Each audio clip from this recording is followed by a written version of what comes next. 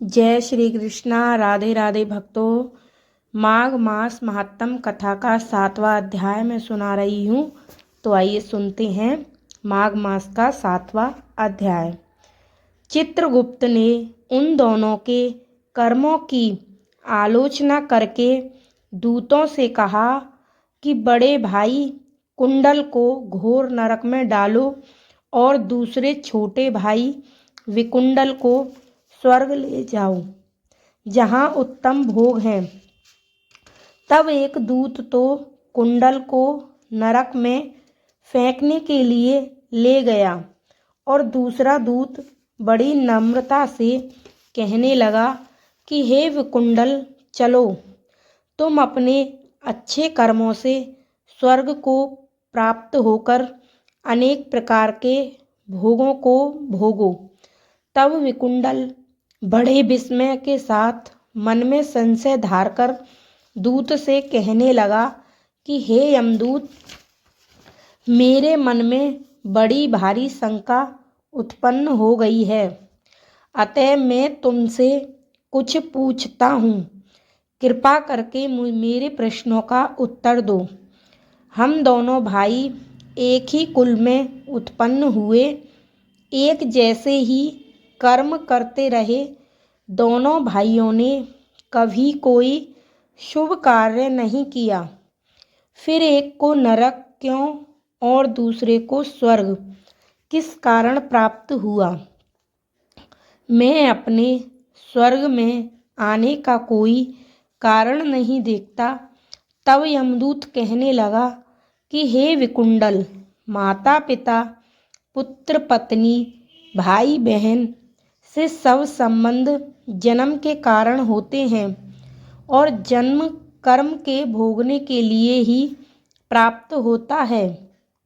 जिस प्रकार एक वृक्ष पर अनेक पक्षियों का आगमन होता है, उसी तरह इस संसार में पुत्र, भाई, माता, पिता का भी संगम होता है।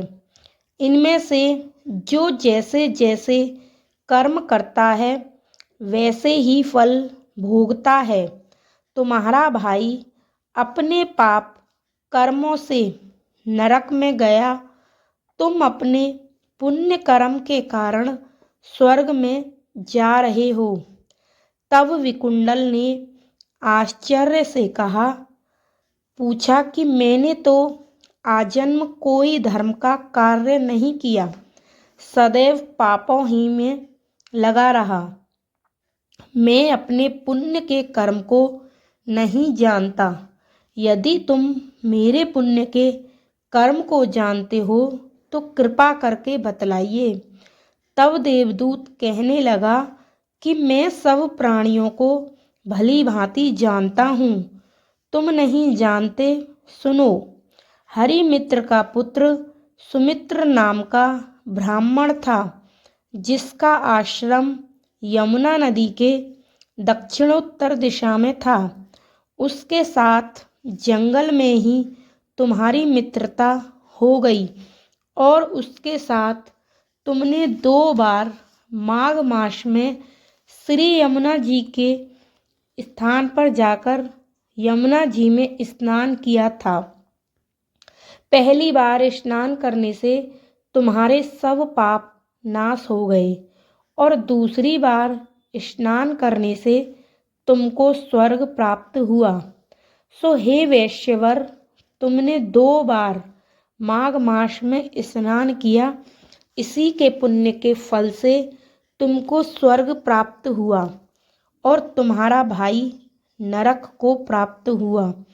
दत्तात्रेय जी कहने लगे कि इस प्रकार वह भाई के दुखों से अति दुखित होकर नम्रता पूर्वक मीठे वचनों से दूतों से कहने लगा कि हे दूतों, सज्जन पुरुषों के साथ 7 पग चलने से मित्रता हो जाती है और यह कल्याणकारी होती है।